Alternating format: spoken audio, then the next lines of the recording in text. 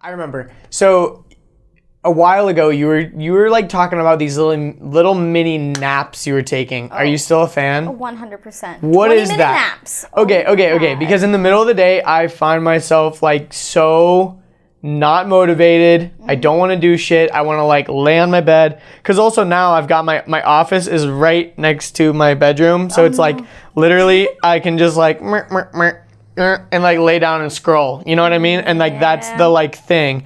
And sometimes it's like, oh, I'm just going to drink another coffee. But then that means that I'm going to be up till like 5 a.m. again. So like you're a big fan of this nap thing. I've never tried it. Give me the lowdown. Yeah, so it's the 20-minute nap method. I use 20 minutes for everything, but 20-minute naps, the reason why it's the perfect timing is because it's really the time period that helps you re-energize your creativity, gets you refueled, but also you feel rested. It's not like you're hitting that REM sleep period, which hits at about like an hour and a half. And is that bad to be in?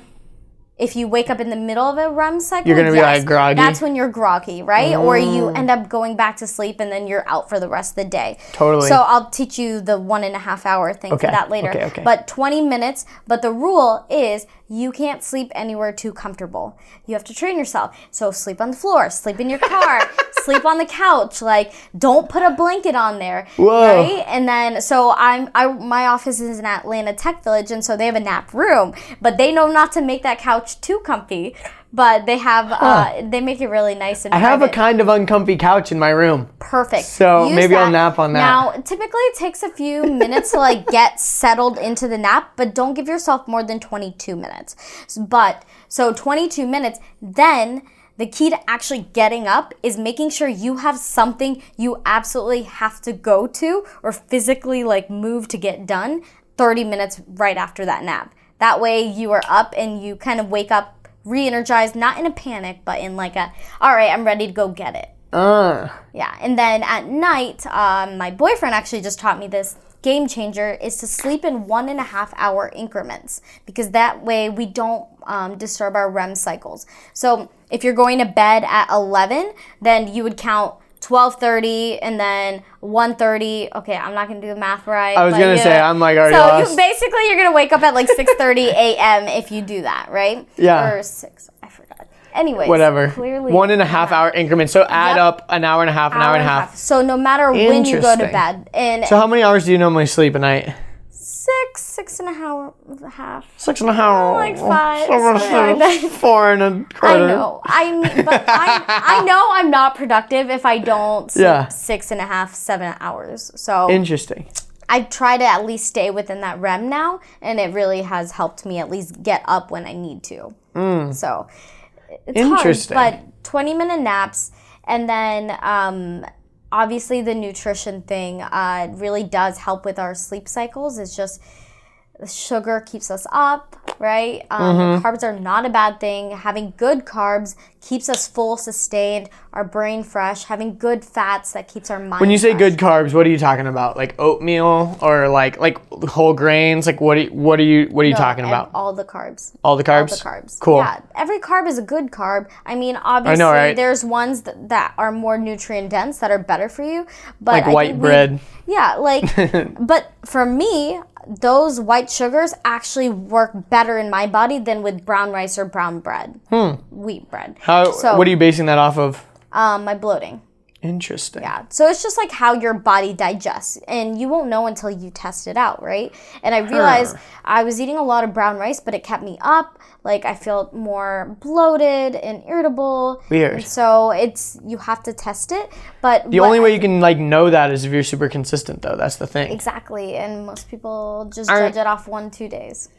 Yeah, that's true. So when you were like experimenting with your diet and stuff, how many days were you giving yourself to even figure out these little things? Yeah, I say it takes about 5 weeks of like 90% commitment to really know if something works, right? Like if you go like 2 full weeks, like 100%, that's a good measurement too. But I can't ever do anything for 100%, like just nutrition wise. Yeah. I like eating out too much. Yeah, same. But everyone should give it a try 100% for at least 2 weeks. What are some weird things that you found that were like fucking up your diet too that you didn't realize, or like that'll like make you bloated or whatever that you don't even you wouldn't even ever have assumed? Hot Cheetos. That's your weakness, isn't it? It's so bad. Oh, man. Hot Cheetos. When I figured out there was dairy in Hot Cheetos, like, it was... Because it's cheese? You know, it's cheese. I guess I didn't get that. Other surprising things, edamame was making me blow, like... Weird, like, very dense fiber food. And it's to each body their own, right? Like, but... Yeah, it's funny that you're bringing that up because I think it's interesting to talk about it because I think a lot of times it's preached like eat brown rice versus white rice, eat, fibrous whatever vegetables over this or whatever. But like for yourself, it's not the case. No, and that's why I say like do enough research to be aware, but also check in with your own body. That will ultimately be the best test. That's why I try to, on my platform on Small and Strong, all I've tried to do for the past 4 years is just give out as much free information to people. Like, I literally wrote out free meal plans and free nutrition guides to outline the 4 different like nutrition lifestyles. So people knew, hey, I have options. Let me try the one that works for me. And that's how I've gained their trust and helped people find a sustainable lifestyle for themselves. And just to make things clear, you're not a personal trainer. You always say that. You're like, I'm not a trainer. Yeah. So I did get certified from Body Design University just because I was curious, and my clients were gyms and trainers, so I wanted to understand their business model and how I could really help them. And obviously, if I was going to give out fitness tips and things like that, I wanted it to come from a good certified background. So I can practice, I have insurance and everything, but man, I do not have the patience to be a trainer. I genuinely believe personal trainers, gym owners, they are superheroes. Like, they have to be so positive, so high energy for these people that can be draining sometimes. Totally. They come in negative, and, like, their job is genuinely to empower people, and they're so underpaid. And after working out at over 418 gyms, I just realized, like, every single person's so special, but I think we need to be more appreciative of them, and that my way of appreciating them is to feed them business instead. I like it a lot. Okay, so let's get nerdy for a second. Let's get technical because a lot of this is not what I'm doing. Literally. So I saw you were talking about how you were having like not issues, but one of the biggest things that you were having like problems with was like integrating Sweatpack with like the back end of all these gyms, right? And like figuring out how to integrate with these gyms. What was like, I don't even know how to go about that because it seems like probably every gym would be running on some sort of different proprietary, not even proprietary, but just different softwares for logging all of this shit. Yeah. So how are you like merging it all into one thing? Yeah. So these are all new terms I'm going to drop on you guys. Okay. So let's see if I know any. This is called an API. So API basically is this little like code that talks between 2 different platforms. So it's I know what that is. I don't know what it stands for though. So I can't say it off the top of my head. Awkward. Damn it. Tyler is going to get me because that's what he does. So this API basically talks. So like you guys probably see Facebook APIs all the time where you log in with something using your Facebook credentials. Now in the gym software management platforms, MindBody is the industry leader in gym management software. Really lucky, they're actually based here in Atlanta. Ooh. So, but their software, it's like $10,000 to invest in upfront and then $1 every time you use their API. So things like, it's very, very costly. And so things like ClassPass have been able to scale because they do have an API or a partnership with MindBody.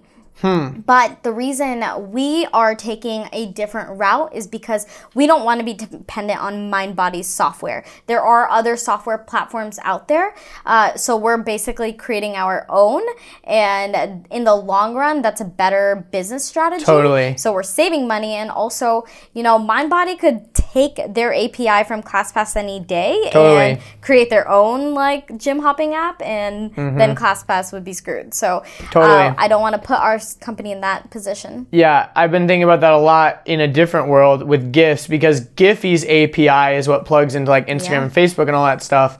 And I'm trying to figure out a way that I'm not dependent on their platform as well with that type of stuff. Because I mean, we're beholden to all of these like platforms, you know, and like, are. you know, the other day Facebook went out and like all these people that depend on ads from Facebook to drive their traffic, like it's their number one driver for leads and all that kind of stuff, you know, it really makes you second guess like, damn, we're spending, you know, thousands of dollars on Facebook advertising and marketing, and the platform goes out, like, shit, maybe we should diversify a little bit. Absolutely. And this is why every company needs to have a grassroots plan, right? This is why experiential event marketing will 100% be our main driver for connecting with our audience, connecting with our gyms, gaining their trust, because that is just human connection, right? Totally. Using technology to get people in person.